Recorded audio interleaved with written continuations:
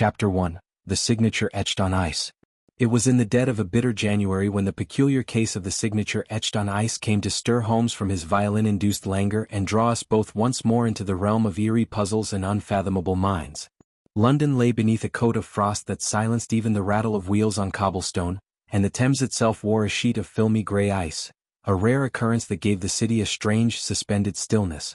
I had just returned to Baker Street from an early call at the clinic, where chilblains and influenza had laid siege to half of Marrowbone, when I found Holmes, firelit and hawk-eyed, examining a pair of peculiar boots on the hearthrug. "They are remarkable," he muttered without looking up. "New case?" I asked, stripping off my gloves and hanging my coat. Holmes made a noise somewhere between a hum and a scoff. "New? Quite the contrary, Watson. This pair of boots tells me a man has made the same mistake twice, and that it may very well kill him." Before I could press for elaboration, there came a sharp knock at the door. Mrs. Hudson ushered in a man whose very presence contradicted the frozen world outside. He was tall, with the rigid posture of a military man, yet every inch of him trembled. His nose was red from the cold, but his face was pale as salt, and when he removed his gloves, I noted his fingers were stained with ink and something darker, blood, perhaps. "My name is Colonel Archibald Ainsworth," he said, his voice low and precise. "And I fear I am the first living man to witness a murder that ought to have been impossible." Holmes gestured to the armchair. "You have our attention, Colonel. Seat. Speak." Ainsworth sank into the chair as if grateful it did not shatter beneath him. "It happened last night," he said, "at the Winterhall estate in Surrey. A man was found dead, Dr. Nathaniel Bramble, a guest of ours. He had retired early after dinner, complaining of the cold. This morning we found him outside, lying on the surface of the frozen lake." Holmes leaned forward. "Outside? Was he skating?" "That is the impossibility, Mr. Holmes. The ice was unbroken. There were no footprints, none leading to him, none away. Just the body. He lay atop the ice as if he had been placed there by an invisible hand. But that is not the most unsettling detail." Holmes narrowed his eyes. "Go on."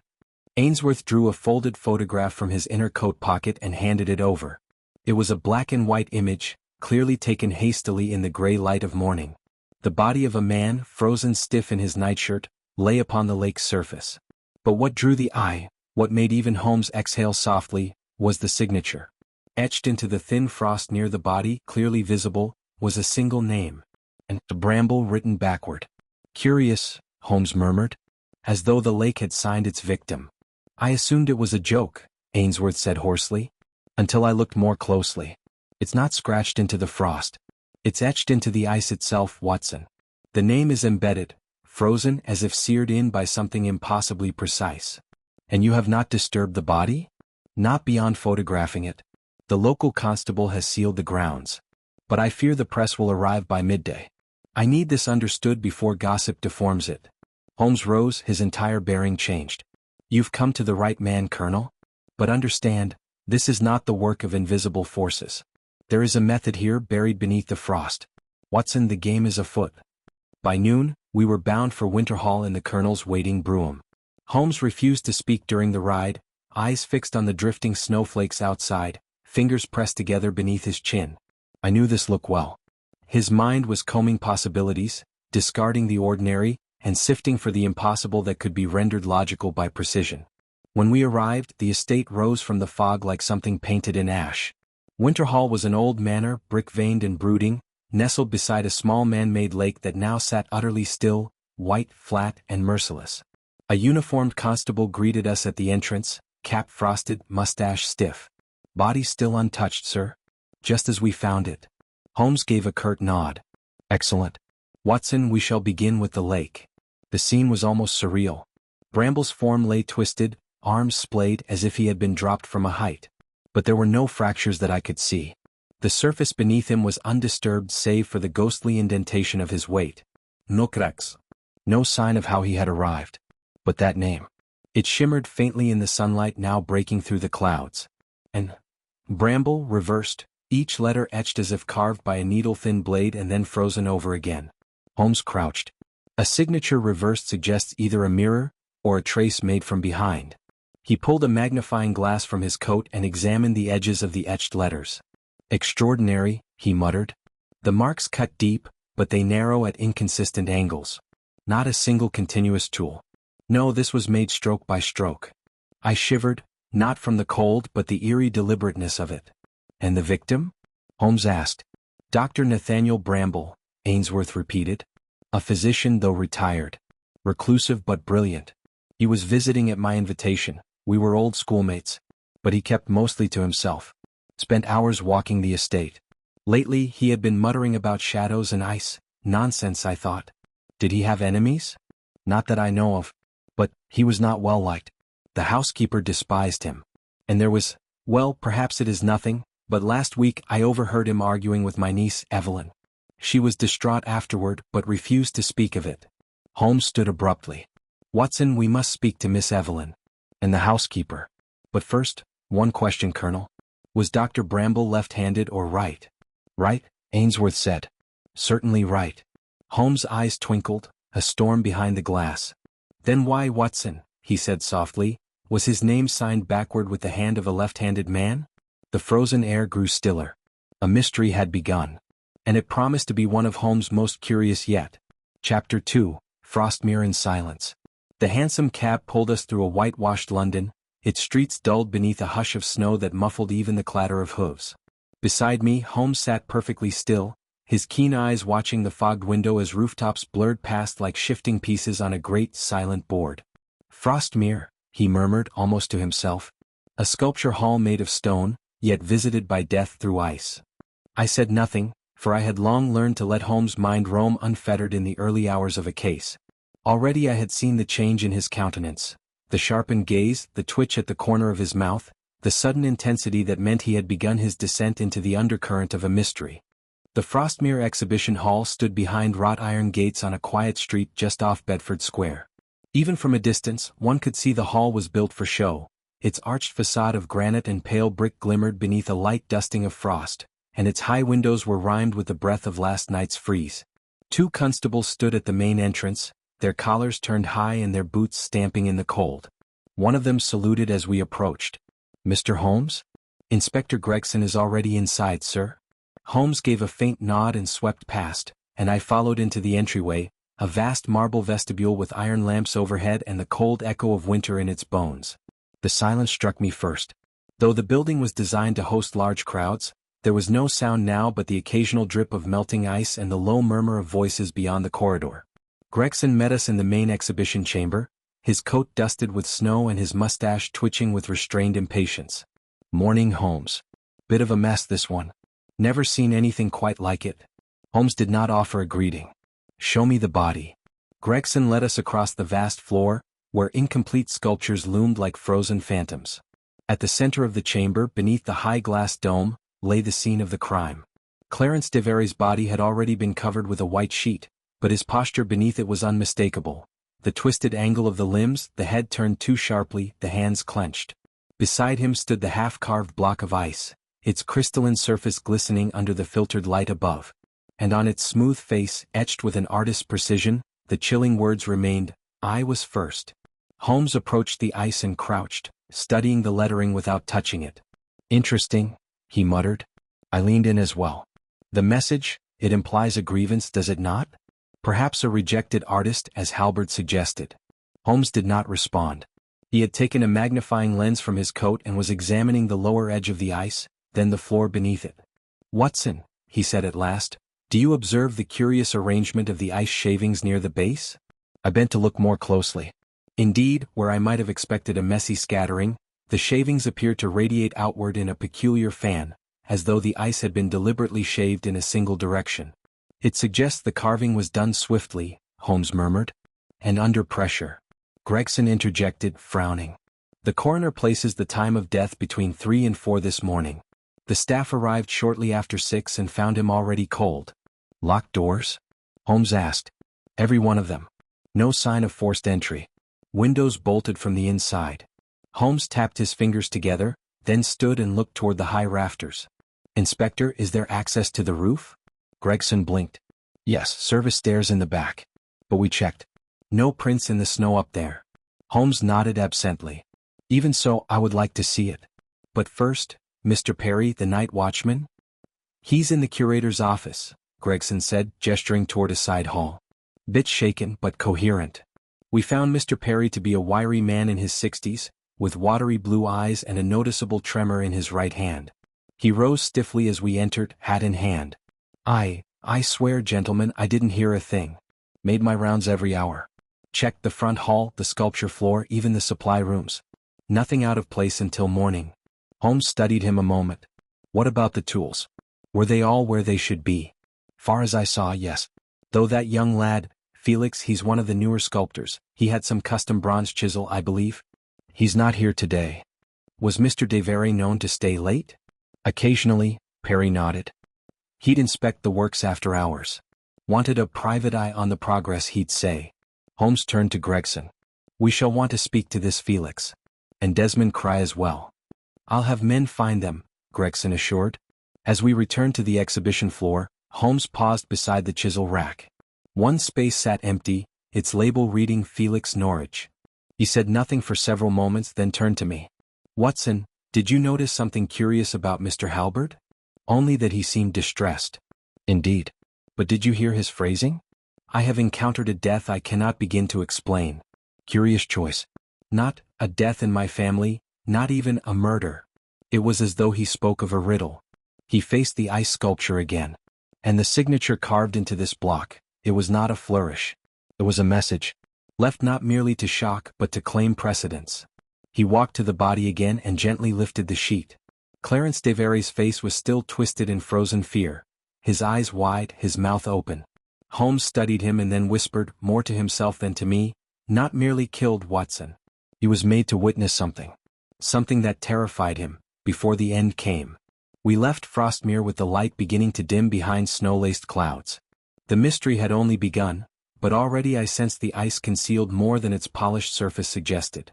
There was a message in the frost. Holmes had seen it, and it would not remain silent for long. Chapter 3, Shadows in the Frost. By the time we returned to Baker Street that evening, the frost on the windows had thickened to a near-opaque glaze. The city outside was dark and silent, the usual rumble of wheels and feet subdued beneath layers of snow and the muffling hush of winter. Inside, Holmes was restless. He paced before the fire like a caged hawk, the events at Frostmere turning endlessly in his mind. I sat in my chair, notes in hand, reviewing what we had observed. The name etched into the ice, I was first, continued to trouble me. It was boastful perhaps, but also bitter. Whoever had left that message had wanted recognition, above all, precedence. But over whom? Holmes, I ventured, do you believe the message was meant for Clarence de Vere himself? Or for the world to read? Holmes stopped mid-stride, then turned to me with narrowed eyes. An astute question, Watson. If the message was meant for de Vere, then it suggests a personal vendetta. If for the public, it's a performance, a declaration of legacy. Either way, I said, it implies pride. Or rivalry. Holmes gave a faint smile. Precisely. Just then a knock came at the door. Mrs. Hudson admitted a lanky young constable with snow on his shoulders and a telegram in hand. For Mr. Holmes, sir. From Inspector Gregson. Holmes tore it open and read swiftly. A flicker of satisfaction passed across his face. Watson, it seems our sculptor Felix Norwich has been located. He's agreed to meet us at his studio on Warren Lane. He insists he had nothing to do with the death, but he has something to show us.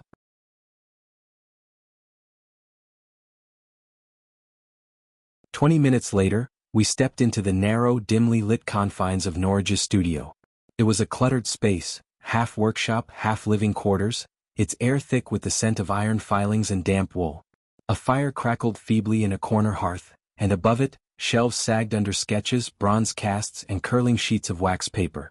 Felix Norwich stood by the workbench. He was no more than 30, with a pale face and a nervous twitch at the corner of his mouth. His dark eyes flicked anxiously between Holmes and myself. Mr. Holmes, Dr. Watson, thank you for coming. He hesitated, swallowing hard. I didn't kill Clarence de Vere. I want to say that plainly. But I think I know who did. Holmes raised a brow. Go on. Felix reached under the bench and retrieved a sketchbook. He opened it with trembling fingers to a page filled with jagged lines and rough designs. At the center was a drawing of an ice sculpture, spindly, spire-like, unlike any form I had seen. That, Felix said quietly, is Desmond Cry's piece. The Breath of Time. He showed it to me last month before it was rejected. Said it would be his legacy. He was obsessed, Mr. Holmes, absolutely obsessed with proving that he was the most original sculptor in London. Holmes leaned in, scanning the page. And Clarence de Very's rejection wounded him? It infuriated him. He ranted about it for days. Said de Very was blind, said he'd make them all see. Felix flipped to another page, this one bearing a short note, hastily scrawled. Only the first truly lives. The rest rot in imitation. The ice will bear my name before the thaw. Dika. Holmes took the book in hand and examined the handwriting. Have you shown this to anyone else? No, Felix said. I was frightened. I didn't think he would actually do anything. But when I heard about the message on the ice, I was first. I knew it had to be him. Holmes closed the book and returned it. You've done the right thing by coming forward, Mr. Norwich. Your custom chisel, did you lend it to anyone recently? Felix shook his head. No. I keep it locked in my bench. Or I thought I had. It was missing yesterday morning. I assumed I'd misplaced it. Holmes's eyes glinted. Do you know where Mr. Cry lives? He rents space under the arches near Red Mill Wharf. An old ice warehouse turned studio. He likes the cold, he says. Keeps his blocks longer. As we stepped back into the snow-covered streets, Holmes was unusually quiet. We walked in near silence toward Red Mill Wharf, the glow of the gas lamps casting long shadows across the icy pavement. Finally I spoke. You believe this Cry is responsible? I believe, Holmes said slowly, that Desmond Cry thinks he has committed a work of art. And I believe he has no intention of hiding it. The warehouse loomed ahead, a low, grim structure of gray stone and black iron, its windows narrow and opaque with frost. The door stood slightly ajar, and from within came the faint hiss of a gas lamp. Holmes entered without hesitation. Inside, the temperature dropped perceptibly. The floor was packed with crates of ice, glinting like ghostly coffins in the lamplight. Sculptures, twisted, incomplete, abstract, loomed around us like sentinels. At the far end, seated on a stool with a chisel in hand and wild hair falling across his brow, was Desmond Cry. He looked up as we approached. His face was hollow-cheeked, his eyes feverishly bright. You've come, he said simply. Holmes studied him. You left your name in ice, Mr. Cry. Hardly a subtle calling card. Cry gave a thin smile. It was not meant to be subtle. It was meant to endure. Holmes stepped closer. You fancied yourself the first. The original. But Clarence de Very disagreed. Cry's smile faded. He called my work a monstrosity. He said I mimicked others. But ice, doctor? He turned to me, voice rising. Ice as memory. It records every touch, every cut. He tried to silence me. I etched my truth into the only medium that would remember. You do realize, Holmes said coldly, that truth is now a murder investigation. Cry didn't flinch. Then let it be studied as art. Holmes turned to me. We'll let Gregson handle the arrest. But mark my words, Watson, this man did not simply kill. He composed. And therein lies the true horror. I stared at the silent ice around us, now understanding what Holmes had seen all along. It was not a crime born of rage. It was a statement, one carved in the cold silence of obsession. Chapter 4, The Gallery of Motives. The following morning was gray and brittle, the sunlight scarcely managing to pierce the thick veil of London's clouds. Frost clung stubbornly to the panes of Baker Street as I descended to find Holmes already awake, seated cross-legged upon the hearth rug with a cup of steaming tea balanced precariously on a stack of correspondence. His violin lay untouched nearby, a sure sign that his mind remained consumed by the case. Gregson has taken Desmond Cry into custody, he said without looking up. For now the official position is simple. A disgruntled artist enraged by rejection, exacts revenge by staging a dramatic death. And yet, he trailed off. I set down the morning paper. You're not satisfied? Holmes glanced up, his gray eyes sharp and unreadable. Something in Cry's performance troubles me. He was too calm, too ready for us. Men who commit impulsive crimes do not speak in poetry. He expected to be caught, and welcomed it. That is not the mind of a murderer, Watson, but of a man playing a part in a larger theater. I considered this in silence, then said, what of Felix Norwich? Could he have planted the sketchbook? Made Cry the scapegoat? Holmes gave a faint nod. Possible. But if so, it was done with subtlety. More likely, he revealed precisely what someone wanted us to see. He rose and began pacing. We must return to Frostmere. Not to examine the ice, but to observe those who stand beneath it. Within the hour we arrived once more at the exhibition hall, now closed to the public and heavy with a funereal quiet. Inside, the sculptures loomed in the filtered light like forgotten memories. Holmes moved quickly through the gallery, not toward the scene of the crime but to the rear offices, where a number of individuals associated with the exhibit had been assembled for questioning. Gregson met us there, rubbing his hands together and clearly dissatisfied with the morning's chill. "You're just in time. These are the remaining members of the Frostmere Trust and the curatorial staff. Some odd behavior among them, I'd say, but nothing concrete." Holmes gave a single nod. "Let us begin." Seated at the far end of the long table was a woman of commanding posture and immaculate dress, Lady Eugenia Durrant, a noted patron of the arts and vice-chairwoman of the Trust. Her gloved hands rested on a closed ledger, and her dark eyes flicked toward Holmes with barely concealed skepticism. "Mr. Holmes," she said with practiced coolness, "are we all to be treated as suspects?" "Not at all," Holmes replied smoothly. "But every performance has its audience. I am curious what each of you saw, heard, or believed you saw and heard, on the night of Clarence Devereux's death." Next was Mr. Horace Lytton, the Trust's secretary, a portly man with spectacles and a persistent sniffle.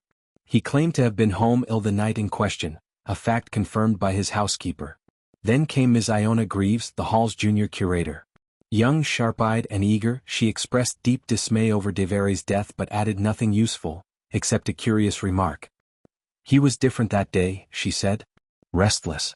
He asked me to cancel his evening appointments, which he never does. And then, he lingered near the central sculpture far longer than usual, just watching the ice." Holmes did not reply, but I saw him note something in his mind. He turned finally to the last man in the row, Alaric Marr, a sculptor whose piece stood adjacent to the scene of the murder. Marr was an angular man with long fingers and a sunken expression. He met Holmes' gaze without blinking. "Did you know Clarence Devereux well?" Holmes asked. "Well enough to dislike him," Marr replied. "But not enough to mourn him. He was a critic, not a creator. Those who can't sculpt pass judgment on those who do." Holmes cocked his head. "Was your work ever rejected?" Marr's smile was thin. "Not yet." Holmes studied him a moment longer, then said, "And where were you the night of the murder?" "At home. My wife was ill. She can attest." "Of course," Holmes murmured. As we stepped into the corridor, I asked, "Do you believe one of them is involved?" "I believe," Holmes said softly, "that someone in that room knows more than they admit. Consider this. Clarence Devereux canceled his engagements, lingered by the ice, and then died in a locked hall. What drew him back that night? Why did he stare at the sculpture as if expecting something?" He walked in silence a moment, then added, "And there's something else." He led me back into the exhibition chamber. The block of ice still stood, now slowly melting under the domed skylight. Holmes knelt and peered closely at the etched message again. "I was first," he murmured. "A strange boast. It implies competition, but over what? Not just artistic precedence. Something deeper. Something personal." He rose and turned sharply. "Come, Watson. We are missing a piece. And I intend to find it in Clarence Devereux's study." We took a cab to the Devereux residence in Kensington, a stately home of dark wood and stone. Inside, a somber butler escorted us to the late chairman's study, a room of deep green wallpaper, high shelves, and an orderly desk. Holmes examined everything with the eyes of a man who did not believe in coincidence. He lingered over a locked drawer, which the butler obligingly opened. Inside lay a small bundle of correspondence, mostly letters from artists and financial backers. But tucked between them was something that made Holmes go still. He drew out a single sheet of paper, folded thrice, with faint traces of ice along its edge.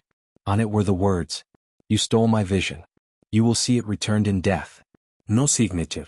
No address. Only that ominous line, scrawled in a frantic, almost carved hand. Holmes studied it a long moment, then looked to me. "Cry did not write this. He is many things, but not careful enough to write in secret. This hand belongs to someone else." He folded the letter carefully. "There is more at work here than rejection, Watson. This is not merely about art, it is about possession. About theft. And someone has killed to reclaim what they believe was stolen." He paused, eyes distant. "And I fear they are not yet finished." Chapter 5. The First Suspect. That evening, Holmes retired early to his armchair, pipe in hand, the fire throwing amber shadows against the bookcases behind him. He sat in deep contemplation, one leg crossed beneath him, the mysterious letter from Devereux's drawer resting beside his untouched tea. I meanwhile could not help but feel a creeping disquiet. The crime was ghastly, yes, but it was the intent behind it that seemed to unsettle Holmes most. "Do you know what troubles me, Watson?" he said finally, breaking the long silence. "I could make a dozen guesses," I replied, "but I suspect you'll tell me something I've missed." He gave a faint smile. "The phrase, 'you stole my vision.' One does not say that of a critique. One says that of a fellow artist. The message is intimate, like a wound reopened." I nodded. "So crime may still be the culprit?"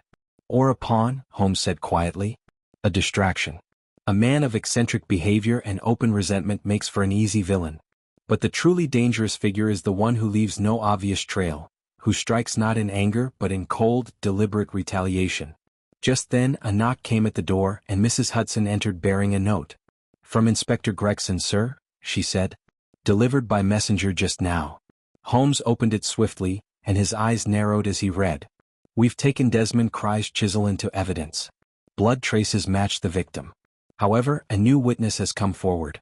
Lady Eugenia Durrant claims Clarence de Vere received a visitor late the night of his death, a former trust sculptor, name of Alaric Marr. She saw him slip into the back entrance after dark." Holmes stood at once. "There it is." I rose too. "You think Marr is our man?" "I think Marr is hiding something," Holmes replied, already donning his coat. "And I intend to discover what." We arrived at Alaric Marr's studio just past 10, escorted by a rather reluctant Gregson and 2 uniformed constables. The building was an austere 3-story affair overlooking a narrow alley near Holborn. Holmes rapped briskly at the tall wooden door. After several moments a woman answered, tall, pale, wrapped in a thick shawl. "Yes?" she asked. "Mrs. Marr?" Holmes asked. "Yes. I am Sherlock Holmes. May we speak with your husband?" She hesitated. "He's unwell. He's been in bed all evening. We won't disturb him long. It's regarding the Frostmere investigation." Something flickered in her eyes, but she stepped aside. "Very well." We were led into a narrow sitting room filled with canvases and plaster casts. Marr himself appeared moments later, wrapped in a robe, his hair unkempt and face unshaven. He looked far less severe than he had at Frostmere. "I heard about Cry's arrest," he said flatly. "So why are you here?" Holmes offered a polite bow. "New information has come to light. You were seen entering the rear of Frostmere the night of the murder." Marr's face did not change. "Who said that?" "Lady Eugenia Durrant." His jaw tightened just briefly. "Then she's mistaken. I wasn't there. Yet she claims to have seen you quite clearly. And she had no apparent reason to lie." "I don't care for her reasons," he snapped. "I was home." Holmes glanced about the room, then stepped closer. "Tell me, Mr. Marr, what was your relationship with de Vere?"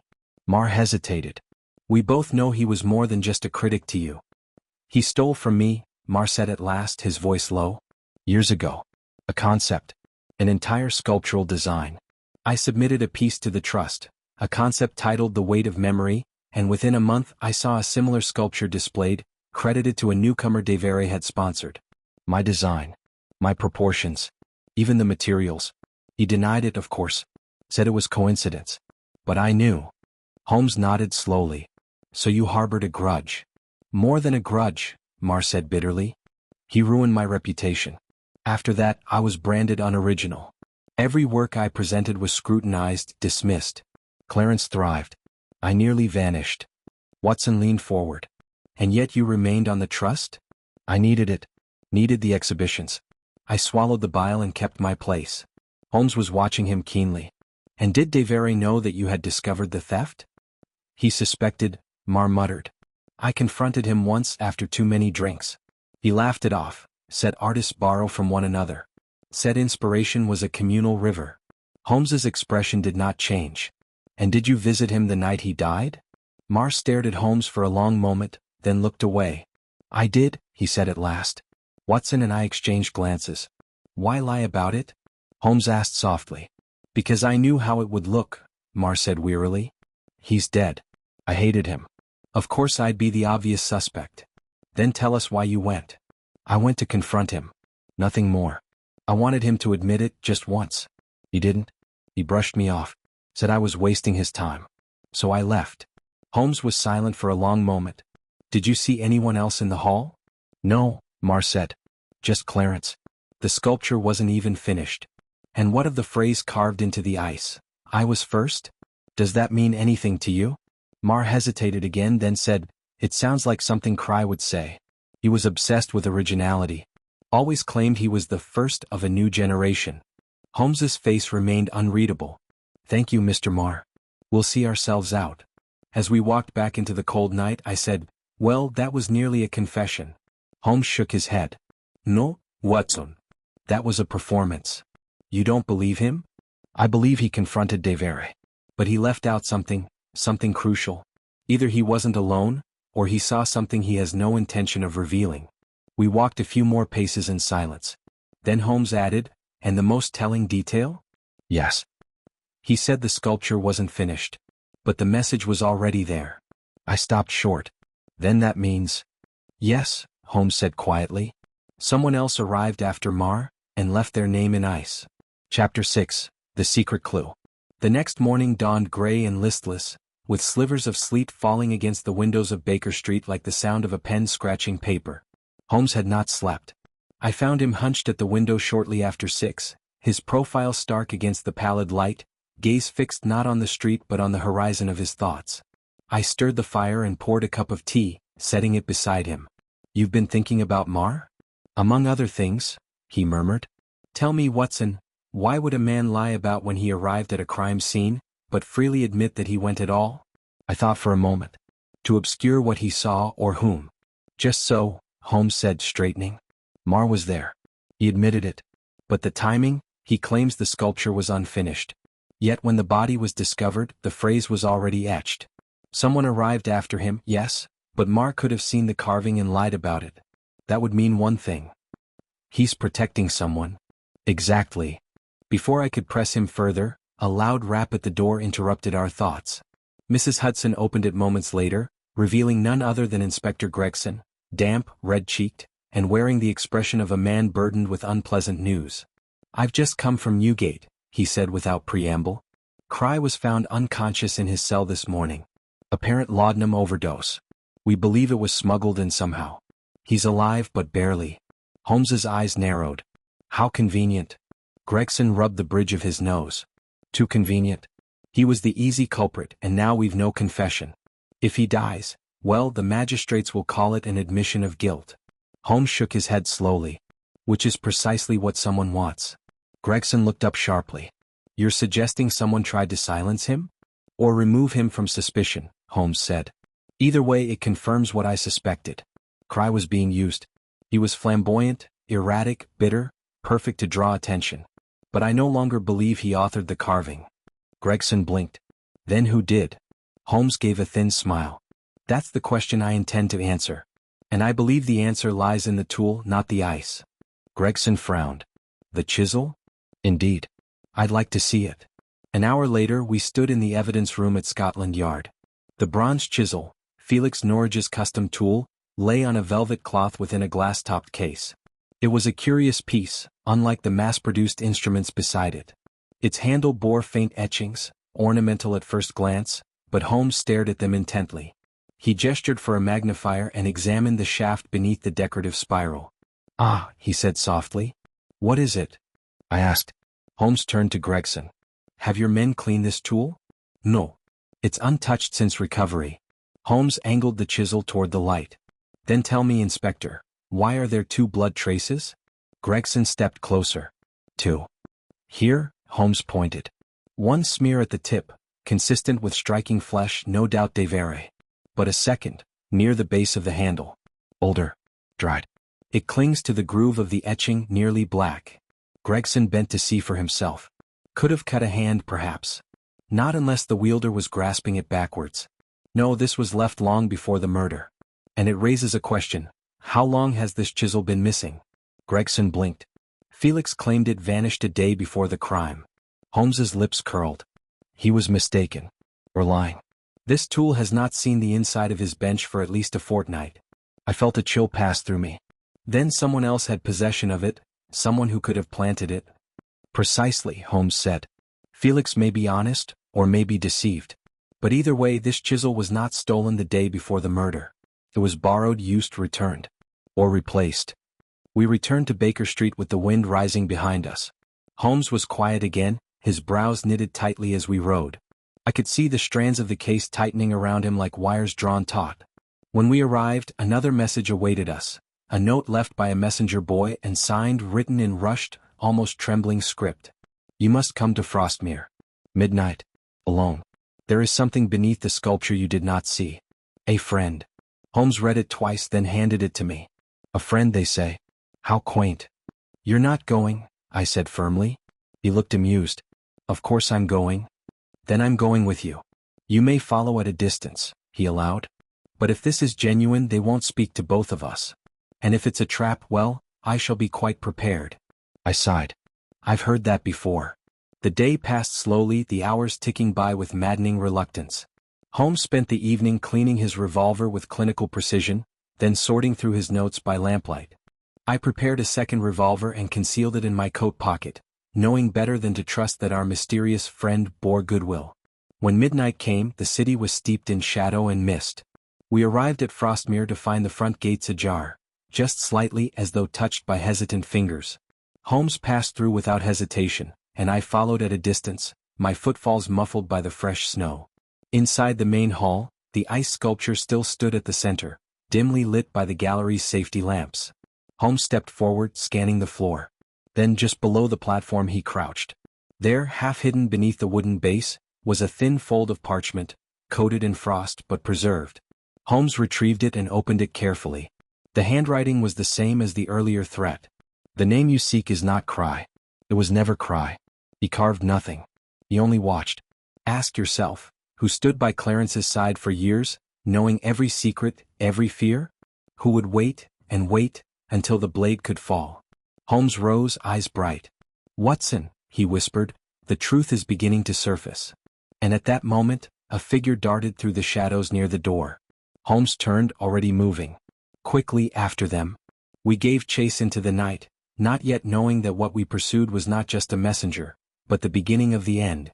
Chapter 7. The crime grows stranger. We bolted from the gallery into the frozen dark, the sound of our footsteps muffled by the snow but loud in our breathless haste.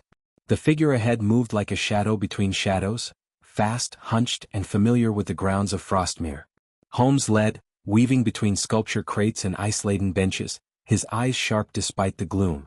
I followed, revolver in hand, boots crunching with each hurried stride. The figure vanished around the western corner of the hall. There! Holmes called, dashing after them. We turned the corner just in time to glimpse a flicker of movement beyond the wrought iron fence. Whoever it was had scaled the low stone wall and disappeared into the alley beyond. Holmes stopped short, breathing hard, then surveyed the snow around us. He knelt quickly, examining the footprints. Light, he muttered. Small. Likely a woman. And no hesitation on the ascent. She's done this before. A woman? I said, peering toward the narrow street. Yes. And given the hour and the message, I would hazard she was no mere onlooker. She wanted us to find that letter, just not her. We returned to Baker Street in silence, both chilled more by the chase than the night air. Once seated before the fire, Holmes unwrapped the second anonymous letter and laid it beside the first. Both bore the same slanted hand with the same particular quirk, an elongated loop on the Y. She speaks of someone by Clarence's side, Holmes said softly, tapping the final line. That implies not an artist nor a rival but someone close. Trusted. Present at every discussion. I thought aloud. A secretary? A curator? Perhaps, Miss Iona Greaves? Holmes gave a small nod.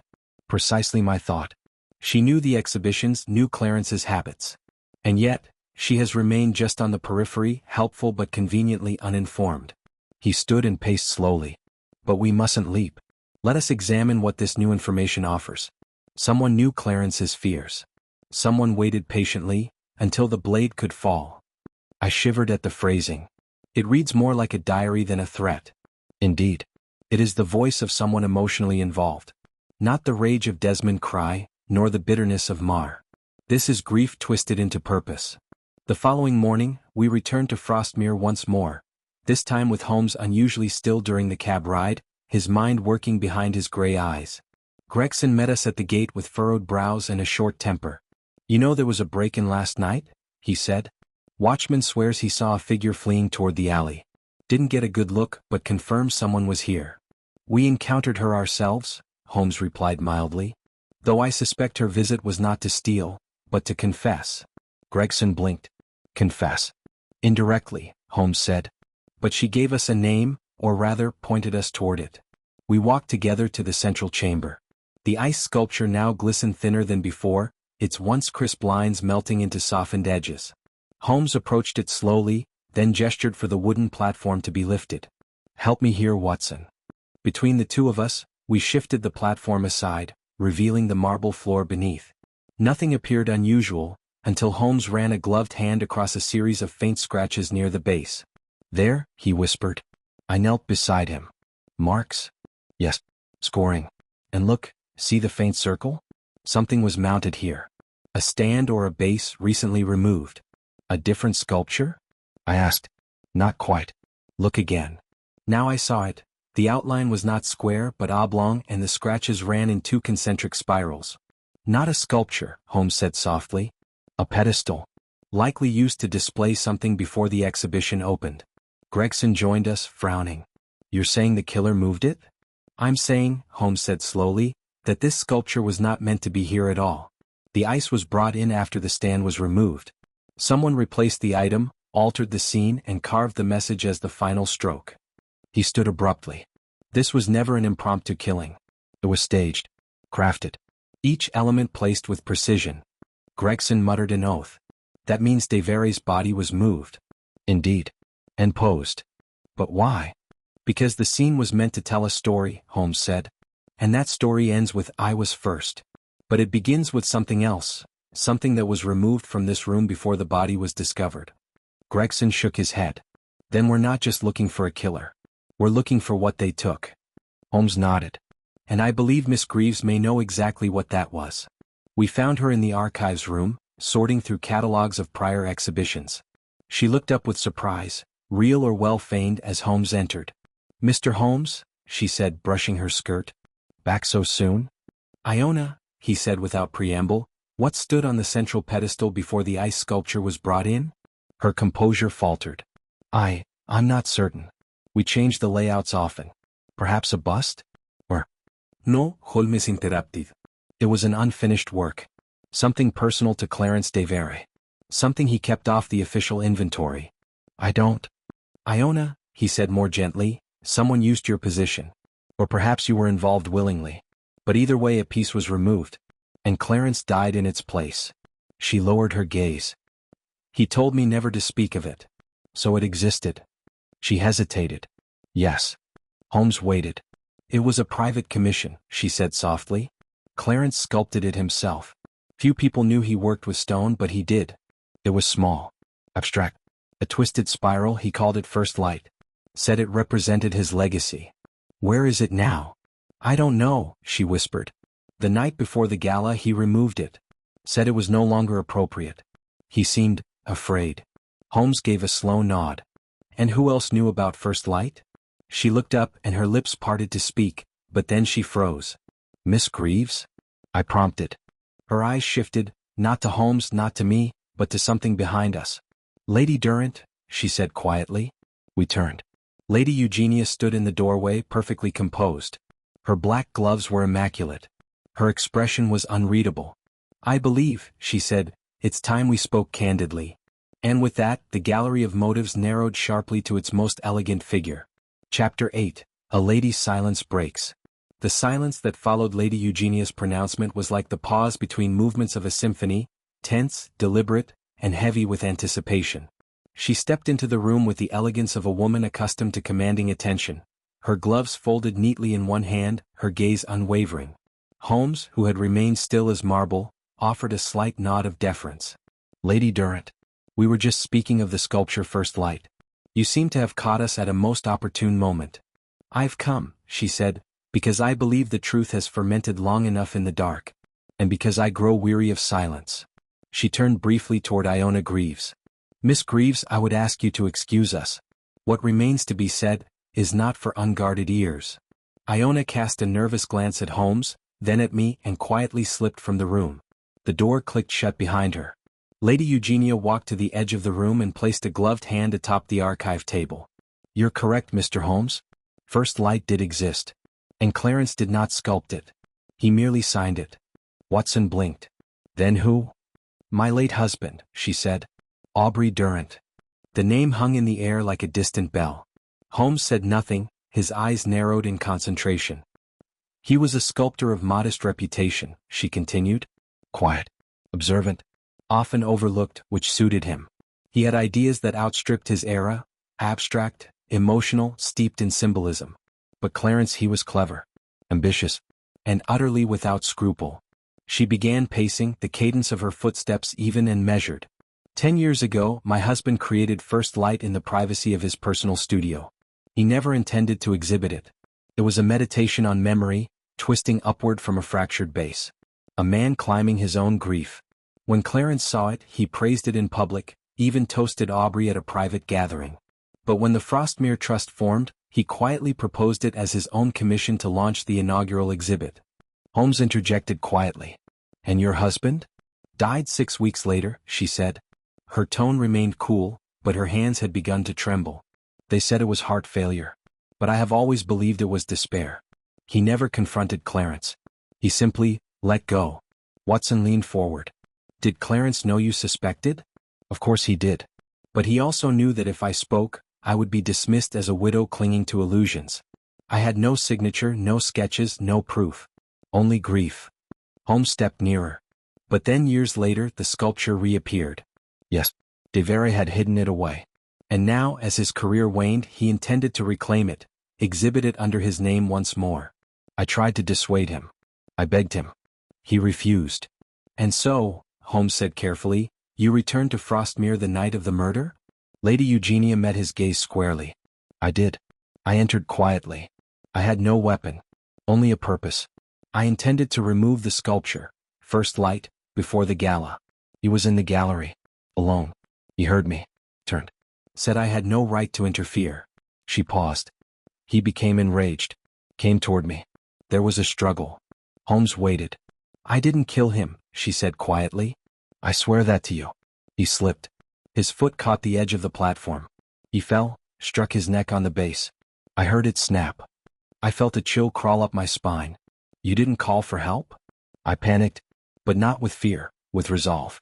I thought, perhaps it was justice. The kind no court would deliver. Holmes tilted his head. And the sculpture? I removed it, dragged it into the curator's office and locked it in the cabinet behind the archival shelf. No one has thought to check there. Holmes nodded. And the carving on the ice? She shook her head slowly. Not mine. I left Clarence's body where it had fallen. When I returned an hour later, to ensure the sculpture was still hidden, the ice was already there. And the message had been etched. Now Holmes' gaze grew sharp. Someone else had come after you. Yes. He exchanged a glance with me. And that, Watson, is the truth buried beneath the frost. The murder was an accident, or so she believes. But the stage was completed by another hand. A deliberate one. One who wished the world to see Devere fall not from misstep, but from guilt. Gregson had entered quietly at some point during the confession, and now stepped forward with a frown. She confessed to tampering with evidence, obstructing the scene. That's still a crime.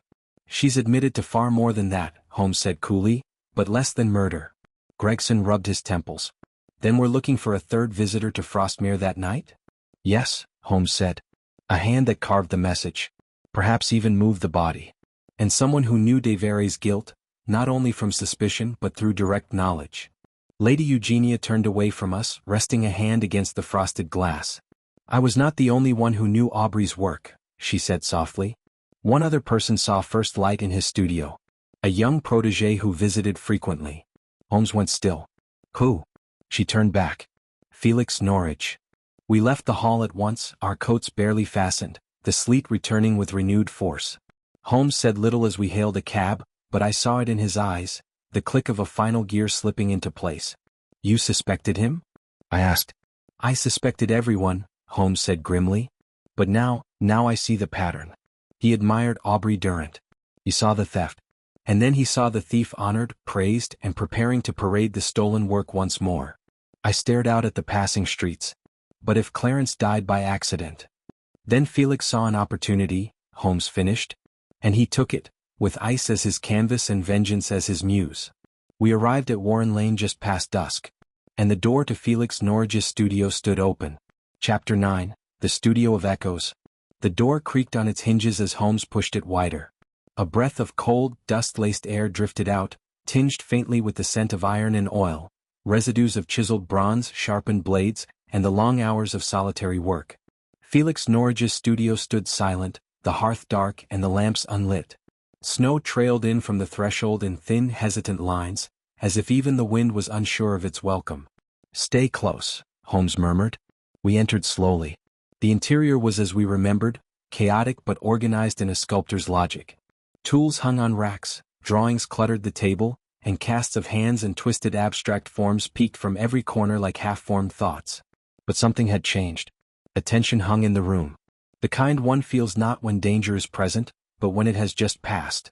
"Felix," Holmes called. No answer. Gregson, who had joined us on the way, stepped cautiously across the floor and checked the adjoining room, a cramped sleeping chamber with a narrow bed and a trunk at its foot. "Gone," he said. "But not long. There's still heat in the mattress." Holmes was already moving, circling the central workbench like a hawk preparing to strike. He stopped at a flat portfolio tucked beneath a stool and withdrew several pages, rough sketches, all of them drawn with quick but practiced hands. He handed one to me. It showed the Frostmere exhibition space, detailed and labeled in pencil. The ice sculpture was there at the center, but so too was the original pedestal. The one we discovered had been removed. And atop that pedestal in Norrige's sketch was First Light. "Watson," Holmes said, "this drawing was made before the gala, before Clarence died. Look here." He even marked the lighting angles. Felix had mapped out the entire room. Gregson scratched his chin. "Planning an installation?" "Planning a scene," Holmes said flatly. "This wasn't just art. It was theater." He pulled another sheet from the folder. This one was more disturbing, a rough sketch of Clarence Devereux's face, eyes wide, mouth open in a grimace of fear. Not exaggerated, not grotesque. Observational. Like the face of a man dying. I stared at it, my stomach tightening. "He saw him die," I whispered. "Yes," Holmes said. "Or found him immediately after. Either way, this was drawn from life, not imagination." Gregson stepped forward. "So what's our timeline now?" Holmes raised his hand. "Let me try to reconstruct it." He moved to the workbench, spreading out the sketches like cards in a conjurer's deck. Lady Durrant arrives first. She finds Clarence alone, they argue. In the struggle he falls, breaks his neck. She flees, concealing First Light.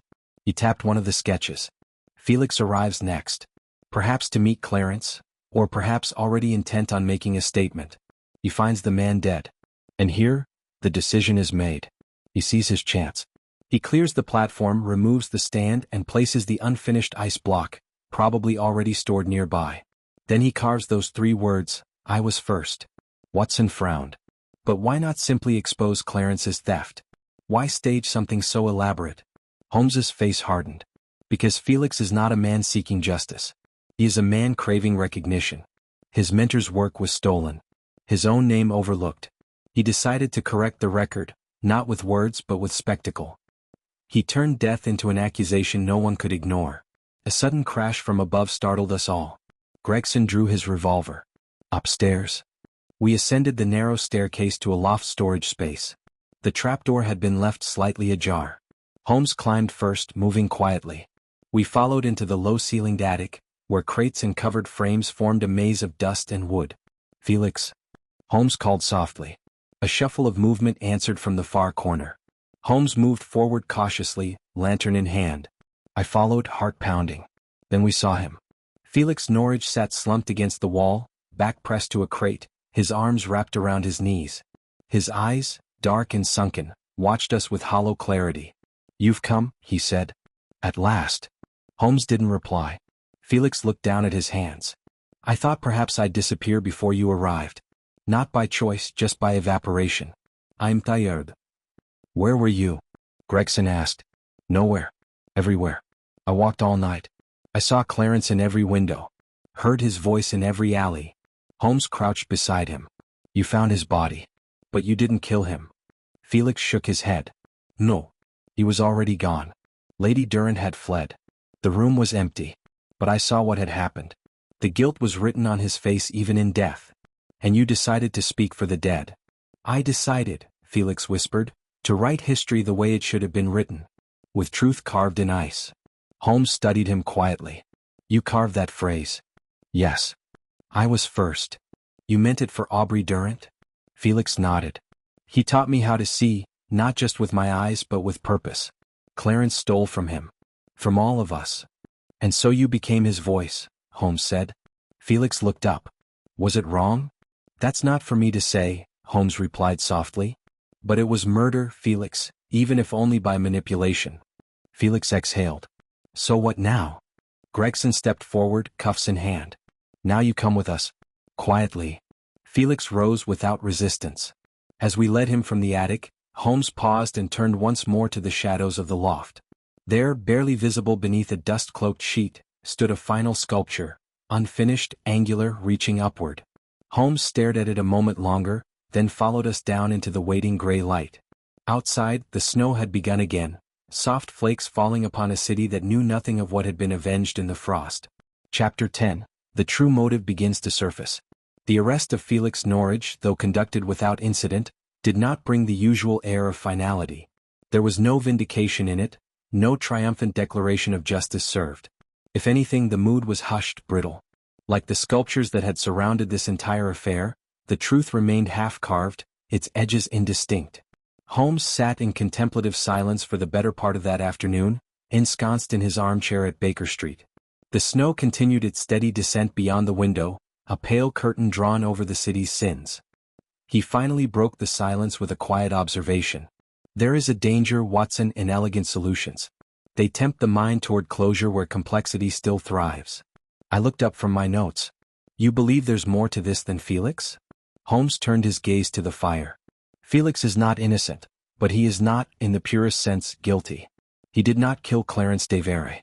Nor, I suspect, did he plan what occurred with such precision as he would have us believe. But he carved the message. He did, Holmes agreed. And he manipulated the scene, yes. But he lacked the foresight for the larger game that was being played. I frowned. Then who, in your estimation, possessed that foresight? Holmes stood and crossed to his writing desk, withdrawing the 2 anonymous letters we had received, both bearing the same jagged handwriting. These were not written by Felix, he said. We now know he never intended to confess. He made his statement in ice, not ink. He placed the notes side by side and tapped them. These were penned by someone who wanted us to pursue a layered truth. Not just the theft of art or the accident of death, but something buried beneath both.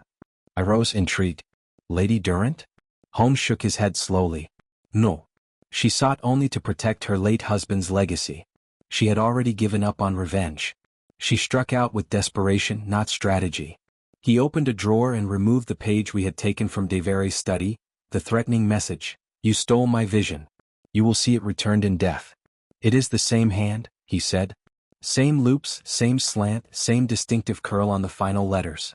Watson, whoever wrote these letters was in Clarence's confidence, close enough to pen this threat and plant these anonymous warnings.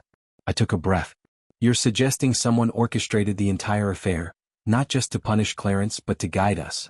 Yes, Holmes said. Felix carved the words. But another mind chose them. Just then there was a knock at the door. Mrs. Hudson entered with a card on a silver tray. A visitor, Mr. Holmes? She insisted you'd want to speak with her. Holmes read the name on the card and gave a slight lift of his brow. Miss Iona Greaves, he said aloud. We admitted her moments later.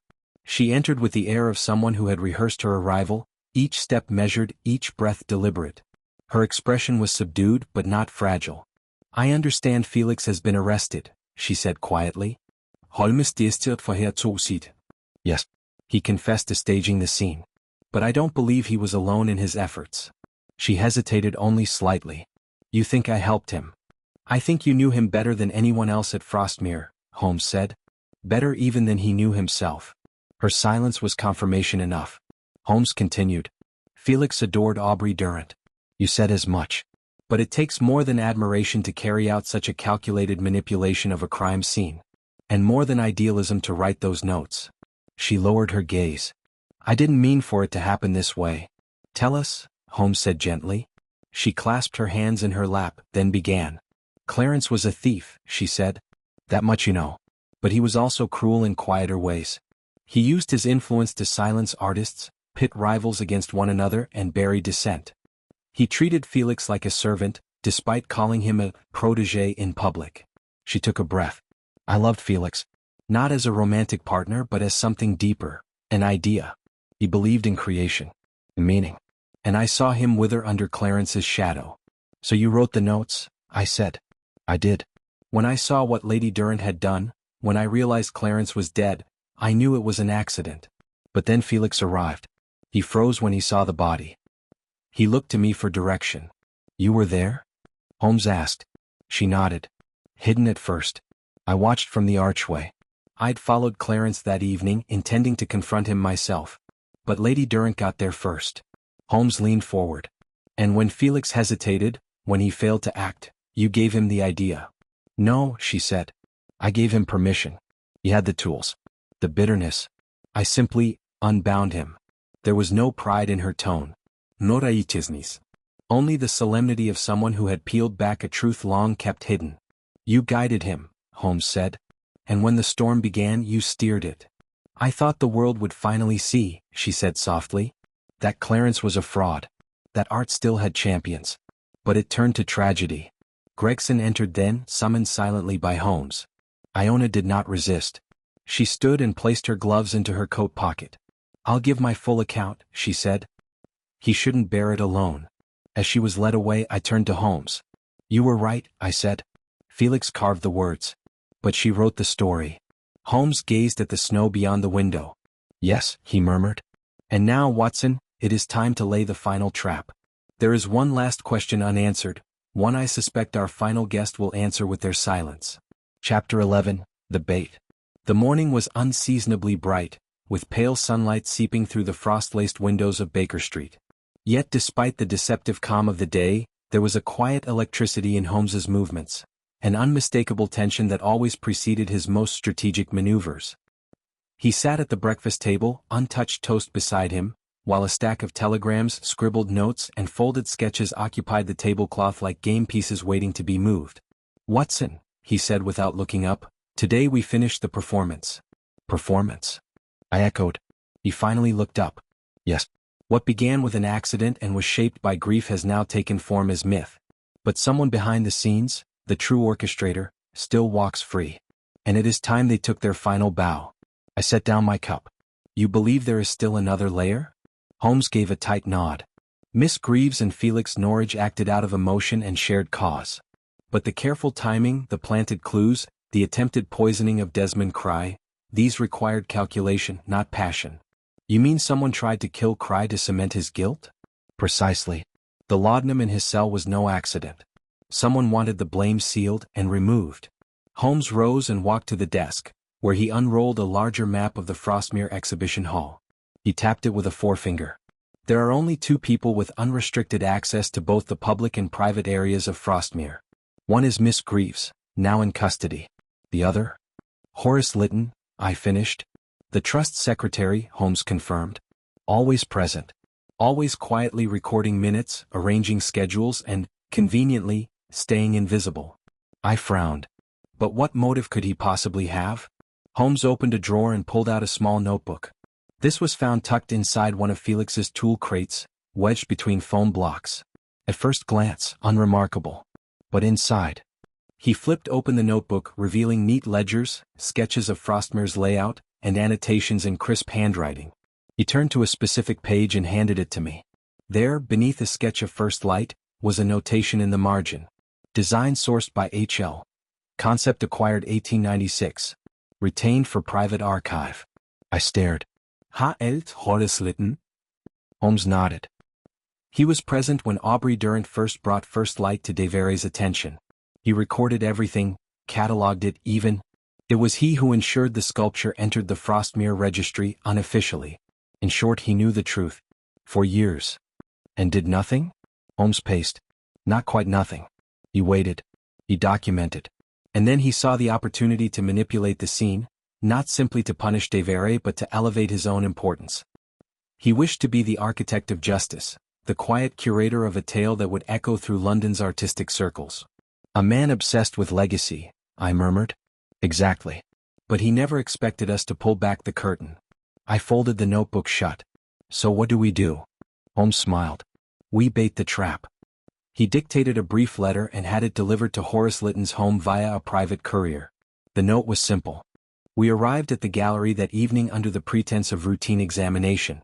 Gregson was already in place, concealed in a side corridor with 2 constables. Holmes and I took position near the central sculpture platform, now barren but for the stains left by melting ice and the ghost of its message. He will come, Holmes said softly. A man who curated his vengeance will not let the story be rewritten without him. We waited. Shortly after 7, the gallery door creaked open. Horace Lytton entered, his overcoat buttoned, his gloves neatly in place. He walked with the calm stride of a man arriving for a meeting, though his eyes flicked about, searching. When he saw us he paused. Mr. Holmes. Dr. Watson. You're early. Holmes stepped forward. On the contrary, Mr. Lytton. You're precisely on time. Lytton's gaze sharpened. Is this about Clarence's will? There is no will, Holmes interrupted. No solicitor. No hidden confession. Only a question. Why did you help orchestrate a deception so elaborate that even the dead were made to speak through ice? Lytton's face remained composed, but a flicker passed behind his spectacles. I don't know what you mean. Holmes took a slow step forward. You tampered with the scene. You placed the chisel, after retrieving it from your private storeroom. You wrote the message for Felix to find, knowing he would interpret it as a call to action. And you tried to poison Desmond Cry when he became too visible a suspect. Lytton's jaw tightened. You have no proof. No? Holmes opened the notebook. You catalogued everything. Even your guilt. HL, design sourced, concept acquired. You saw the theft. You let it fester. Then you struck, not with rage but with arrangement. Lytton was silent. I've already sent the handwriting to comparison experts, Holmes continued. The notes to me, to Watson, to Clarence himself. They match your clerical hand. Lytton's eyes dropped to the marble floor. When he finally spoke, it was with a quiet intensity. Clarence robbed the future, he said. He deserved to fall. I merely gave the moment its weight. You gave it blood, Holmes said sharply, and tried to let others pay for it. Lytton met his gaze calm once more. Then I suppose you must do what is expected of you. Gregson stepped forward from the shadows. I intend to. As Lytton was led away, Holmes turned back toward the empty sculpture base. For a long while he said nothing. Then with quiet certainty he murmured, some men sculpt from stone, others from silence, and some from shadows. And so the curtain began to fall. But the final reveal was yet to come. Chapter 12. The Moment of Recognition. The days that followed Horace Lytton's arrest were filled with paperwork, interviews, and an unusual quiet across London's artistic circles. Frostmere was closed indefinitely. The sculpture hall stood empty, the great domed skylight casting cold light on an exhibition that would never reopen. But despite the apparent resolution, I sensed in Holmes a peculiar unrest, a note of unfinished business humming beneath the surface. It was on the 3rd morning that I found him once more pacing. Not as he did when energized, but slowly, like a man circling a thought he couldn't quite touch. You're not satisfied, I said. He paused, hand resting on the mantelpiece. There's something wrong with the ending. Lytton confessed, did he not? He confessed to facilitating the deception. Manipulating Felix, writing the letters, even planting the chisel. But Watson, Holmes turned toward me, his expression unreadable. He never claimed to have killed Clarence de Vere. He insists he never laid a hand on the man. I frowned. But Lady Durrant admitted to the struggle. She believed it an accident. Yes. And Felix found the body and took the opportunity to make a statement. Holmes leaned forward. But what if Clarence was still alive when Lady Durrant fled? A chill passed through me. Then someone else finished it. Holmes nodded slowly. Yes. The final blow, the one that snapped the neck, could have come later. The position of the body, the phrasing of I was first, even the relocation of the sculpture. It all speaks of one final hand shaping the narrative. I stood. But who? If not Eugenia, not Felix, not Lytton? Holmes didn't answer. Instead, he crossed to the desk and pulled out a small envelope, something I hadn't seen before. He turned it over. It was addressed simply. 221B Baker Street. Mr. Holmes. Private. He handed it to me. It arrived the morning after Lytton's arrest. No return address. I unfolded the parchment. There is always one more chisel stroke. One more touch before the piece is complete. What you saw was not justice. It was a gallery of vanity. You hunted ghosts. I saw a man beg to be destroyed. So I obliged him. The ice will melt. The truth remains. I read it twice. I asked. Holmes was already moving toward the bookshelf. He pulled down the Frostmere staff roster. Flipping through, he paused at the list of contracted sculptors and assistants. Do you recall the missing chisel, the one used in the murder? It belonged to Felix, yes, but had once been loaned to another before being returned months ago. A young assistant who never attended the gala. Who stayed behind the scenes. He tapped the name. Elias Rowe. I narrowed my eyes. I don't remember him. Precisely. Nor did anyone else. He was quiet. Worked only in preparation, setting pedestals, maintaining tools. But he had access to everything. He observed. And more importantly, he listened. Holmes stood. Come, Watson. If I'm right, he never left London. We located Elias Rowe not through Scotland Yard, but through the Sculptors' Guild, a small, unnoticed listing. He had rented a modest basement flat on Redfern Lane. When we arrived, the door was ajar, the smell of clay and plaster thick in the air. The flat was dim, its windows nearly shuttered. Sculptures lined the walls, torso fragments, jagged busts, half-formed limbs reaching upward as if frozen in the act of escape. And in the center sat Elias.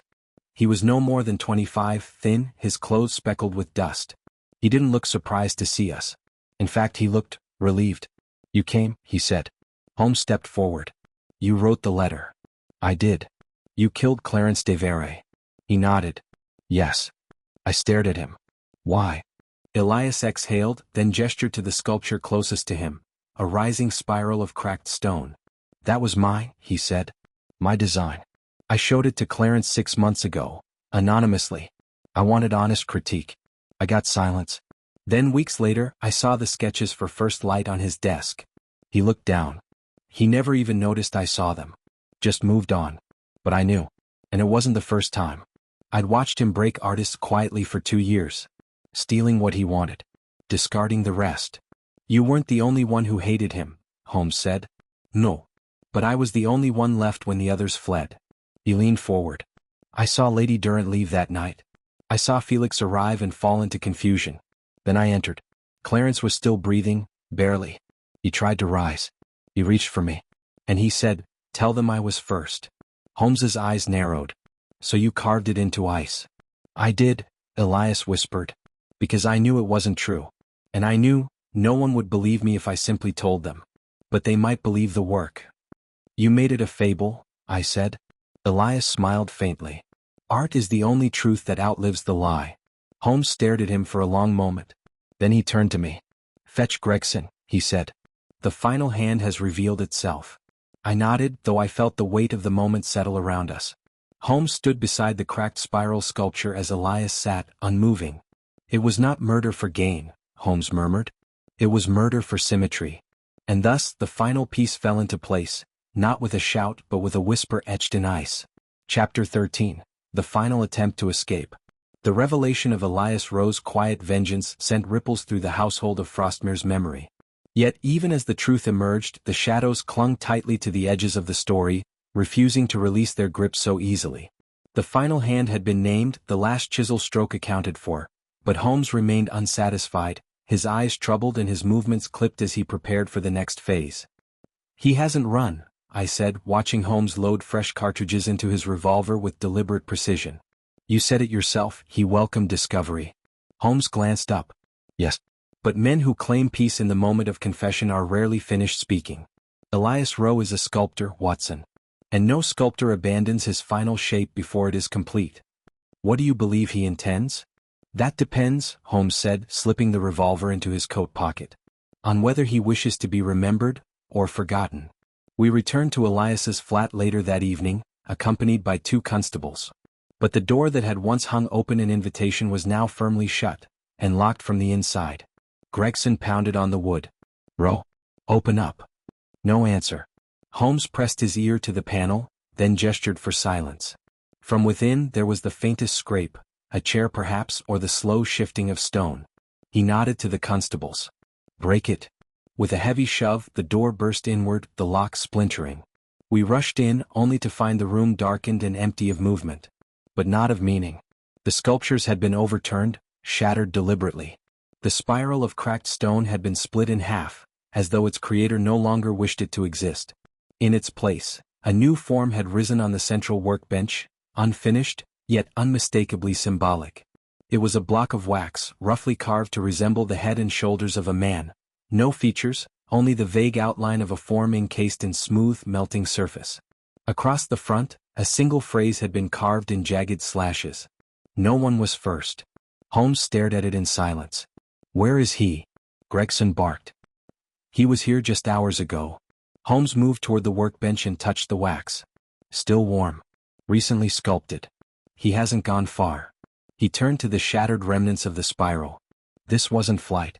This was declaration. We scoured the flat, but Elias Rowe was nowhere to be found. His coat and satchel were missing, and the back exit, a narrow stairwell leading into a lane behind the building, was ajar, snow melting where a figure had recently passed. Holmes led the way out into the night, following the trail through the thin drifts. We moved swiftly past shuttered shops and dim gas lamps, the prints growing fresher as we neared the wharves.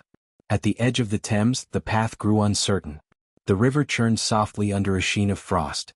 Dockworkers moved about in the distance, unaware of the drama unfolding in the shadows near the south bank. Then Holmes stopped. "There," he said. At the base of a set of stone steps, Elias Rowe sat on the embankment wall, coat wrapped tightly around him, a parcel resting on his lap. He didn't flinch as we approached. "I knew it wouldn't take you long," he said, eyes fixed on the dark water. Holmes stepped beside him. "The piece was finished. You had nothing more to say." Elias gave a tired smile.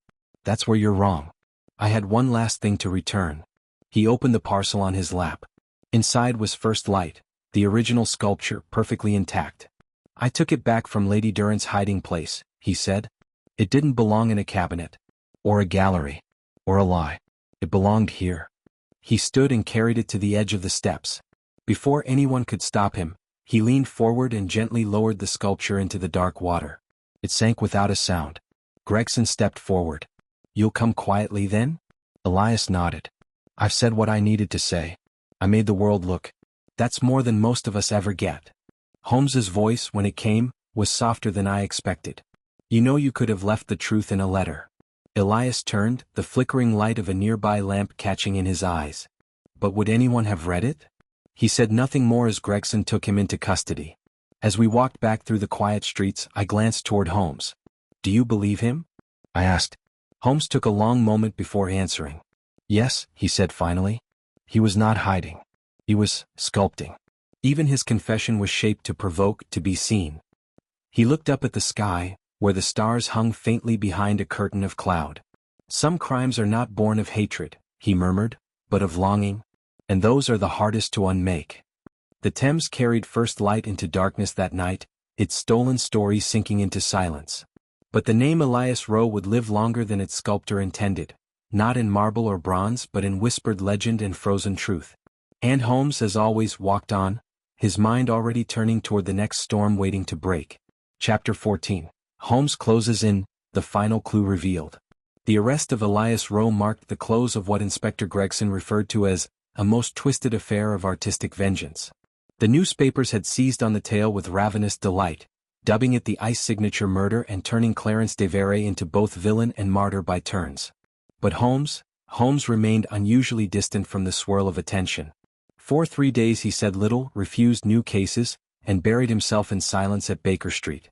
The only indication of movement came from the soft rustle of paper and the faint scratch of his pen as he reviewed the case notes again and again, building something invisible in his mind. It was on the 4th morning that I found him at the window, staring out at the awakening city, his dressing gown hanging loosely from his frame, his teacup untouched beside him. "Watson," he said without turning, "have you ever considered the difference between the last clue and the first?" I blinked. "In what context?" "In any," he said. "The first clue is usually something everyone sees but no one understands. The last is the one they never see at all, until it is too late." He turned now, sharpness returning to his face. "There is still one piece out of place." I set down my newspaper. "You believe Rowe was not the final hand?" Holmes shook his head slowly. "No, he was. He sculpted the death. He carved the message. He even destroyed First Light, his last act of purification. But he didn't start the game." I frowned. Not Lady Durrant? She struck Clarence in grief. But she did not invite the performance. She tried to end it. He crossed to his desk and opened a drawer, retrieving the original sketchbook found in Felix Norrige's studio. Do you recall this? Of course. Holmes opened to the middle section and pointed to a page I had overlooked. It was a small note, scrawled in the margin beside one of the early designs. Don't forget the platform must be hollowed slightly. Your insisted must creak under weight. Will reinforce in morning. I read it aloud. A construction note? Precisely. But not written by Elias Rowe. Holmes flipped back a page then another. On the inside of the cover, half erased, was a faint name, I.G. Iona Greaves, I said softly. Holmes nodded. She worked with every artist. Oversaw every installation. She told us she admired Felix, but she never mentioned the hours she spent helping him plan. Nor the fact that she insisted on the platform being hollow. Why? I was beginning to understand. So it would groan. When someone stepped onto it. Yes, Holmes said. She wanted Clarence to hear it. Wanted the message to begin with sound. I stared at the sketch. Then she was the first architect. Not Rowe. Indeed, Holmes said. She saw Lady Durrant confront him. She watched the aftermath. She didn't panic, she began to shape it. He leaned forward. She didn't carve the words, Watson. She carved the silence around them. She led Felix to the chisel. She placed the tool where Lytton would find it. She even delivered the first anonymous message, through Elias. I stood. Then Rowe wasn't the mastermind, he was the final hand but not the mind behind the message. Holmes closed the book. Exactly. And that is the last clue. I glanced toward the door. Shall we go to Scotland Yard? No, Holmes said, taking his coat. We'll go to Frostmere. We arrived just before noon. The hall was shuttered, the staff dismissed indefinitely. But Iona Greaves had returned. A single gas lamp burned within the curator's office, where she sat surrounded by ledger books and receipts, as though willing the building to remain alive through sheer administration. She looked up as we entered. Mr. Holmes. Dr. Watson. I didn't expect. No, I imagine you didn't, Holmes said evenly. But we have one final question, Miss Greaves. Before your resignation becomes permanent. She rose slowly. Yes. Holmes withdrew the sketchbook and opened to the marginal note. Did you write this? Her eyes flicked to the page. A brief pause. Yes. Holmes nodded. Then tell me, why did you want the platform to creak? She hesitated. It was to test the weight limit. For safety. Untrue, Holmes said. You reinforced it the very next morning. What you wanted was drama. You knew Clarence would step onto it. You wanted the sound to announce his fall. Her voice when it came was quiet. He had to hear it coming. Holmes stepped closer. You built the scene. Before the others arrived. Before anyone died. She looked down at the desk, where her gloved fingers pressed against the ledger's spine. I didn't know Lady Durrant would strike him. I only hoped she would confront him. I wanted him to face everything he'd done. I wanted him to be seen. But when he fell, Holmes said, you didn't stop it. I didn't cause it, she said. No, Holmes agreed. But you ensured no one else would stop it either. There was a long silence. Then she whispered, I loved them all, Mr. Holmes. Felix, Elias, even Aubrey, though I never met him. They were dreamers. Clarence made them vanish. I only gave them a chance to return. Holmes nodded. And now they will vanish again, this time into paper and ink. Gregson, waiting at the rear entrance, entered and read her rights with mechanical precision. She did not protest. She walked with him in silence, her coat brushing the edges of the empty sculpture stands one last time. Holmes and I stood alone in the vast chamber of Frostmere, its echoes lingering like the end of an aria. Will the truth survive this time? I asked quietly. Holmes looked up toward the dome, where gray light filtered through the frost-streaked glass. Perhaps not, he said. But the silence will. And that, Watson, is where the truth hides best. And we turned toward the door, our steps the last to sound beneath the gallery's sleeping stone. Chapter 15. The Final Gathering. The invitation came not by letter, but by quiet arrangement. Holmes's way, as always, of orchestrating the end of a case as carefully as a conductor closes a symphony. After the last revelations and arrests, there remained one tradition yet to fulfill, the final gathering. Not for the benefit of the court or the press, but for truth itself, spoken plainly before all the players.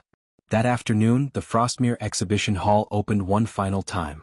Not to the public but to those still standing among the wreckage of what had been a murder, a protest, a performance, and, for some, a confession. The hall was silent when we arrived, the great domed ceiling casting pale light onto the polished marble floor. The ice sculpture was gone, as was the wooden platform, leaving only a hollow circle of faded melt marks and cracked stone. A wound that had never quite closed. Lady Eugenia Durrant stood near the entrance, veiled and statuesque, her hands clasped before her like someone at a funeral service. Felix Norwich had returned from St. Ives at Holmes's request, his expression drawn but composed. And Elias Rowe, under special escort, sat quietly at the end of the long exhibition corridor, unshackled but heavily watched. The faint lines beneath his eyes betrayed a man hollowed by exposure rather than confinement. Holmes moved among them with calm purpose, assembling them not like suspects, but like musicians reunited for a final movement. When all were gathered, he took his place before the empty pedestal and began, not with an accusation but a pause, a silence so deep I could hear the ticking of the great clock above the curator's arch. "There is no victory here," he said at last. "No villain to be paraded. No hero to be lauded. What happened in this hall was not a murder in the conventional sense. It was an unveiling. Of theft. Of silence. Of grief left to harden into sculpture." He turned to Lady Durrant. "You struck the first blow, not out of hate but heartbreak. Clarence de Vere stole more than work. He stole identity. But your part ended there. It was not you who shaped what followed." She said nothing, only inclined her head slightly, accepting the statement like a verdict she'd already delivered to herself. "Felix Norwich," Holmes continued, turning, "you saw what had been done and mistook it for a sign. You believed yourself chosen to complete the scene. And you did, etching your pain into ice, thinking it would speak what your voice could not." Felix's throat moved once but he said nothing. "To both of you," Holmes said, "guilt may never leave, but you were not its architects." He turned at last to Elias Rowe, who raised his eyes slowly. "You delivered the final act. The moment of death. But even then you believed you were correcting a lie, not creating a new one." Elias gave a small nod. "It was already broken. I just pressed down." Holmes allowed a breath to pass, then continued. "But the hand that tied the threads, the one who invited the audience, shaped the stage and made sure every chisel found its target, was not any of you." He motioned toward the curator's desk. From the shadows stepped Inspector Gregson, leading Iona Greaves into the hall. She looked different in plain clothes. Smaller, quieter. No longer the composed administrator of Frostmere, but something stripped of function, like a painting without a frame. She did not meet the other's eyes as Holmes guided her forward. "You were the gallery's hidden architect," Holmes said gently. "You placed the chisel, planted the letters, fed the fire. Not to cause harm, but to expose it." Iona stood in silence, her voice absent. Holmes continued. "You did not kill Clarence de Vere. But you arranged for him to be seen. Not as he was, but as he had always feared, hollow, borrowed, and unworthy of the pedestal he claimed." She looked up at that just briefly. "I never meant to cause so much harm," she said. "Only, to be heard." "You were heard," Holmes replied. "But too late and too loud." He turned back to us all. "What happened at Frostmere is done. The law will follow its course. But let us not pretend it was a crime like any other. This was a story rewritten in real time, each of you carving your truths into a medium that could never last." His voice softened. "But the impact remains. And now that truth has been shaped, it must also be laid down. Like all things that cannot endure." With that, he stepped away from the platform and motioned for the constables to escort Iona and Elias from the hall. They went quietly, shadows moving through a gallery of ghosts. Lady Durrant left next, offering no words, only a faint nod of acknowledgement. Felix lingered the longest. He approached the empty pedestal, ran his fingers along its rim, then looked to Holmes. "Do you believe we were all wrong?" Holmes considered this. "No," he said. "You were simply unfinished." Felix nodded, as though the words had lifted a weight, and turned away. When all had gone, Holmes and I remained in the vast silence of Frostmere. "What will become of the gallery?" I asked. He glanced around. "Closed. Perhaps turned into offices. Perhaps demolished. But its final exhibition, this one, will never leave it." We stood a moment longer, then made our way to the doors. As we stepped into the late afternoon chill, I turned once more to the empty hall behind us. "Strange," I said, "how something that began with a whisper in the ice ended with so much noise." Holmes gave a faint smile. "No, Watson. It ended in silence. the kind that only truth leaves behind. And with that, we walked on, the wind closing the door behind us with a gentle click, like the lid of a casket, or the final stroke of a chisel on stone. Chapter 16. The Silence That Remained. The winter had faded slowly, like breath vanishing from glass. A damp spring overtook London, and with it came the steady erosion of public memory. The Frostmere case, so sensational in its peak, had receded into a whisper, a story too delicate and complex to survive the appetite of newspapers. Yet here, at 221B Baker Street, its presence remained intact, quietly folded into the daily rhythm of our lives. It was mid-April when the final letter arrived. Not by post but delivered by hand, a gray-gloved boy pressing the envelope into Mrs. Hudson's care with little more than a nod. She passed it to Holmes as he sat among his books, eyes half-lidded, pipe trailing smoke like a painter's brush over the air. He opened it without ceremony, yet I noted the faint tightening of his jaw as he read. Then with deliberate care he passed it to me. Dear Mr. Holmes, I am writing not to seek absolution, nor to appeal for leniency. The sentence has been passed and I accept it as one accepts the chisel's edge or the slow setting of wax. But I wish to offer one truth, before silence swallows what remains. I never believed the world would change because of what we did. Only that it might notice, for one brief moment, that it had failed to see. We each made our mark. I only wish we had known when to stop carving. There is a place beneath the floorboards of the curator's office. A hidden compartment. Inside it you'll find a final piece. It is not signed. It is not titled. But it is honest. If it is remembered, let it be quietly. That would be enough. I.G*. Holmes said nothing for a time. Then he stood, took his coat from the rack and turned to me. Shall we, Watson? It was a quiet journey across the city. Frostmere stood shuttered now, its windows draped in canvas, a faint scent of dust and dampness leaking from its locked doors. We had secured permission, of course. Inspector Gregson, ever loyal to Holmes's instincts, had arranged for the building's access to be briefly restored. We entered the curator's office through the rear corridor. The air was still, thick with the scent of old paper and faded varnish. Beneath the desk, as described, Holmes found the loose board, subtly hinged, invisible to any but the most observant eye. He pried it open. Inside lay a sculpture, carefully wrapped in linen and tied with cord. Holmes unwrapped it slowly. It was small. A bust, not of a person but of a gesture, two hands open and reaching, carved in white stone. One hand, smooth and precise, the other, fractured, unfinished. The fingers of each just touched at their tips, as though mid-embrace or mid-severance. Holmes stared at it for a long time. Then, to my surprise, he placed the sculpture back into the box and replaced the board. He did not take it. He did not document it. He merely nodded and stood. Some truths, he said, belonged to the space in which they were buried. We stepped out into the fading afternoon. The Thames was swollen with recent rain, the sky slate gray but clearing. Holmes walked in silence for several streets before speaking again. Watson, do you remember what Elias Rowe said just before he was taken? Art is the only truth that outlives the lie, I recalled.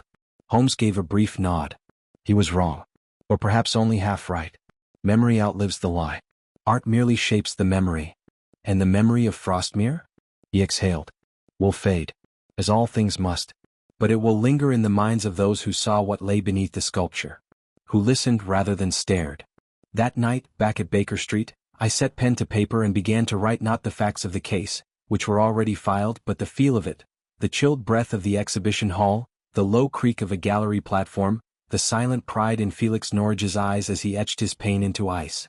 I wrote of Lady Durrant's grief, of Elias Rowe's haunted resolve, of Horace Lytton's miscalculated manipulation, and of Iona Greaves, who sculpted not with stone, but with silence and design. And when I finished, I closed the notebook and placed it on the shelf, not among the case files, but beside the volumes of poetry and philosophy Holmes sometimes read when the cases grew too bitter for logic alone. The truth of the signature etched on ice had been uncovered, but not all truths are meant to be displayed. Some are meant to be remembered, quietly, reverently, and without spectacle. Holmes, seated by the fire once more, glanced toward me as I settled into my chair. Well, he asked. I think, I said, that this was one of your most delicate cases. And one of your most human. He gave a rare smile. Then perhaps it will be one of the few the world forgets.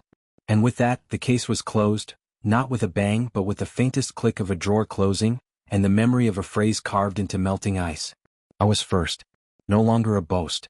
Now only a question. The end.